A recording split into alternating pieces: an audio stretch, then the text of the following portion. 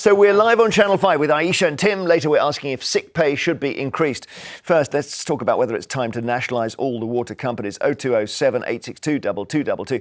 They are under huge scrutiny after raw sewage spilled into England's rivers and seas for a record 3.6 million hours last year. That's double the amount recorded in 2022, according to new data from the Environment Agency. Meanwhile, the survival of Thames Water, the UK's largest supplier, has been called into question.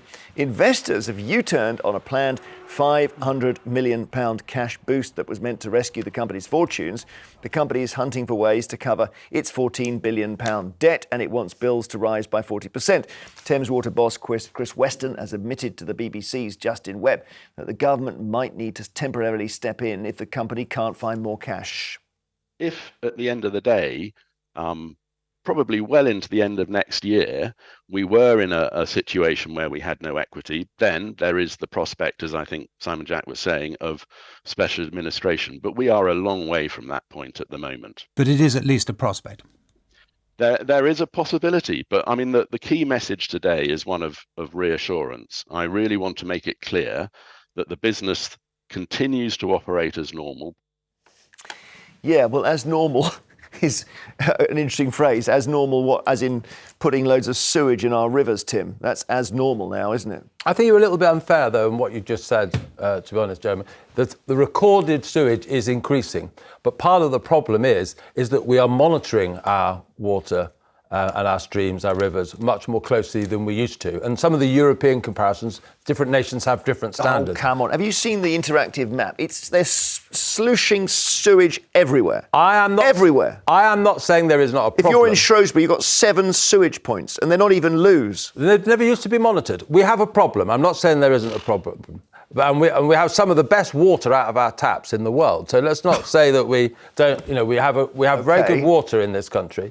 But there is clearly, we have so much of our infrastructure in this country is Victorian, it needs to be invested in. Fundamentally, Tim, the question is whether the problem is that your heroine, Margaret Thatcher, had a terrible policy. Because when you privatise it, the people who take it over are in it to make money for themselves. Mm-hmm. And they don't spend the money on the new pipes. Well, both systems have problems. Why did we privatise these industries in the first place? Raise money quickly.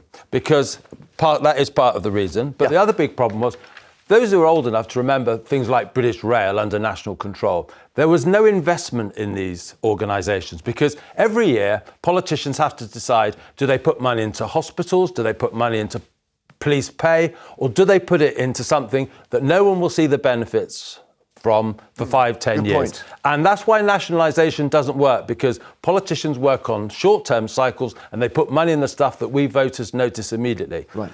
Some of these private sector companies have made too much money out of this. The regulatory system has been inadequate. But the reason we put it out there is because we can then regulate and insist these private sector companies that can borrow on the international markets on the long term can do that long-term investment. It's about getting the regulatory regime right, not throwing it out the window. A stout defence of privatisation, not a mistake, says Tim. Do you remember the adverts be Tell Sid? That was British Gas, because basically the Tories, short of flogging off oxygen, the Tories flogged off everything. And there was that advert, Tell Sid. Well, I think if we caught up with Sid now, we'd say, do you know what, Sid? It's been an absolute disaster. Well, Sid's probably quite wealthy if he's invested in all those privatised utilities. That's the whole point. Well, Sid was an investor. Well, it's been an absolute disaster. And, what is so ironic is that the Thatcherite mode of this was meant to be, it was a kind of cathedral of the benefits of privatisation, and no more than you see with water is everything that is wrong with privatisation. These water companies were given so much public money to clear their debts, so they kind of started with a blank sheet. And the business model was not to invest in the infrastructure. It was to leverage the business and borrow to pay shareholders more. And so some people have done really, really well out of this. And now we, the taxpayer, are paying for this, and we're hearing from people like Thames Water that the bills are potentially going to go up. That guy, by the way, we just saw, is, I think, on a basic of around £700,000 a year, plus bonuses. 850. And, the other thing is, it's all very well talking about the markets and about, fetishising capitalism. You have a failing sector with no competition. It is a complete monopoly, and it is failing I know Tim over disagrees, and he's over shaking again. his head, but let me bring in somebody who will say that with bells on. Kat Hobbs is founder and director of We Own It, and you're intent on getting water companies back into national hands. Kat. Good morning, Jeremy. I'm really pleased that you're having this conversation today and not just talking about Thames Water, but talking about privatisation in general and water privatisation, because privatisation in general, as you've been saying, it's been a complete disaster. What we've seen in the water sector since 1989 is £72 billion worth of dividends flowing out to shareholders around the world. We've seen leakage levels of around a fifth. We've seen sewage poured into our rivers and seas. And all of this is at our expense. So if you're a Thames Water customer right now, 25p in every pound you pay in your water bills is going directly to service Thames Water's huge debt mountain. But actually, water, as you've been touching on, it's not just water, energy, Royal Mail, the railways, the buses, our NHS, all of these things, as Ayesha's been saying, they're not markets, they're not somewhere where we have competition. And it doesn't make sense to try to pretend that we can have private companies, responding to consumer demand. Let me bring Tim back in, because Tim still believes the model can and should work. Yeah, I guarantee. So at the moment, in the last few years, what the government has done is they put many more monitors across the UK so that we can understand the scale of the problem. I am not denying there is a problem. I can guarantee you, if these were still in public control, where ministers were responsible on a day-to-day basis for our water quality, they would not put those monitors out because they would have been directly accountable for the results. They're getting a bit of a backlash for it, but if they were directly, it would be different. So this is still why I believe in privatisation, having an arm's length relationship where governments monitor private companies, not themselves. But the sewage, we know the sewage is there because we see it. You see it in the sea. We've had beaches closed because they've gone brown. It's always been there. We now know more about it. Is that right, Kat?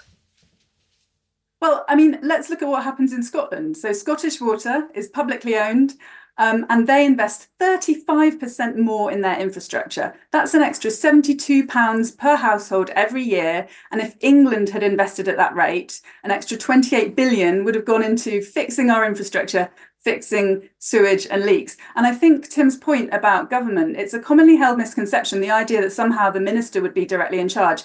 Publicly owned companies are a perfectly normal way to run things. And actually, you see it already in this country with other things. So the Met Office, Ordnance Survey, the Land Registry, Royal Mint, all of these things are publicly owned companies making a profit for us. They're not run by the government. They are run by professionals. Go on, Tim. So is your view that the NHS is properly invested in if the public sector is so wonderful? Politicians don't always do the right thing. Okay. And yes, you can give an example in Scotland, but there's plenty of other examples on the other side of the argument. So I definitely agree. Our government has underfunded our NHS to the point where it's in dire straits. But in 2014, it was the best healthcare system in the world. Government does need to fund public services. There's no substitute for that. And our government has been mismanaging our public services by underfunding them. And look where that's got us. So yes, funding, but also they should work for people, not for profit. Thank you, Kat. Thank you, and I'll let you get on with your Easter. I hope it's a happy one. Thank you, Kat Hobbs. We Own It. Thank you very much. And we'll take a break, and then we'll take some calls on this, whether it is time to say, look, privatisation of water has not worked. We've got to bring them back into public ownership pronto. 0207 862 2222. We'll see you shortly. OK, calls on whether it's time to nationalise all water companies. 0207 862 2222. Lots of people waiting to speak. David Manchester, do you think we should take them back into government ownership? Oh yes, I think it's worth a go, particularly with the general election coming up. I think Labour are probably more able than the Tories, for historical reasons and for money reasons, solving the institutional and private shareholders problem. The shareholders seem to still get their money, and the water companies somehow are losing a lot of money. You can see with the Thames Water thing what goes wrong when Thames Water say, OK, listen up, everyone, we need a load of cash. And the shareholders say, oh, wait a minute, that's not, we're only here to extract cash. We're not actually here to invest it. And they suddenly, Thames Water, alarm bells are ringing all over the place. That's right, because this is an essential service. Water is essential for life. You know, it's essential for the world. You know, I mean, I recently had an awful experience from my private water company where over wastewater and sewerage, and I complained, gave them a 0 out of 10, and they actually rang me back to see if they could improve their score, which sadly they did not. OK, gave them an earful, I hope. Thanks, Dave, very much indeed. Douglas in Edinburgh, do you think we should take them back? Of course. The whole thing's been a disaster from start to finish. The Tories sold off and they made themselves look good for a very short period of time. It was like some sort of sparkler. Tim's quite right when he said that the money the private companies were allowed to invest, but they cut the ability of the nationalised companies to gain money from the private sector to invest in the industry and make it better. And instead, all we've got is shareholders who once upon a time were claimed to be national investment people, and they were going to hold on to these shares for years and everybody was going to benefit out of it. The shares were flipped. As soon as they could, they flipped the shares. They were sold at £5 and they were worth £10, and they all flipped them immediately and took the immediate cash hit and took the money away and probably took it out of the country as well as just general what the Tories do. They paid out 72 billion in dividends. Yeah, actually, the 72 billion, is that just Thames Water or is that all the water industry? I'm not sure, but they paid out a lot. But then again, they can only flip the shares if someone buys them, so you're getting the money back in. Douglas, thank you. Janine in Birmingham, I gather, Janine, your water is smelly. It's horrible. Good morning, Jeremy, by the way. It's vile. It smells like swimming pool water. I've been on touch. I've phoned up the Devon Trent. They've gone, well, we have got a problem, but we're trying to sort it out. And now they're going to put the water up. We're already paying extortionate prices. I'm a pensioner, and I drink bottled water. I will not drink tap water. Even my dog, he won't drink tap water. Your dog won't drink tap water. But it sounds like, because they say that by the time we drink tap water, it's already been through 6 people. So they do need to put some rubbish. Yeah, rubbish. And that chap who said we've got the best water in the world. This is Tim, yeah. I'd love to know where he lives. I'd love to know where he lives. Tim, are you from Birmingham? I'm in Salisbury, in Wiltshire. And well, there you go. I've been down Wales. Yeah, well, I think I've got a static down there, and their water's nice. That's maybe you've got the wrong end of the stick, Tim, because they're flowing in from the Welsh mountains, your water. Well, maybe. Wessex Water is my company. But when we talk about, of course, all the profits that the water companies are making, they are making a lot of money. But, of course, a lot of this goes into the pension funds that most British people benefit from. It's not just the rich and the very already well off. Those pension funds do benefit all of us. I'm not saying that our water industry is properly regulated. It needs to be improved. But don't think that suddenly this problem is going to be solved by the government. And I think it's interesting, Ayesha was on the Baroness's high horse earlier attacking what the Tories have done, but Labour aren't going to nationalise this because they know, just like with their environmental fund that they want to set up, you need private sector investment from abroad. Once you nationalise one of these companies, the idea that any foreign investor is going to come in Britain and have their assets seized from, they fear that and the money won't flow into the country. All right, thank you, Janine. Thank you. Let's just go to John in Northamptonshire. Hi, John. I'll come back to you, I promise. John? Hello there. What do you think? Should we just take them back? It should be renationalised.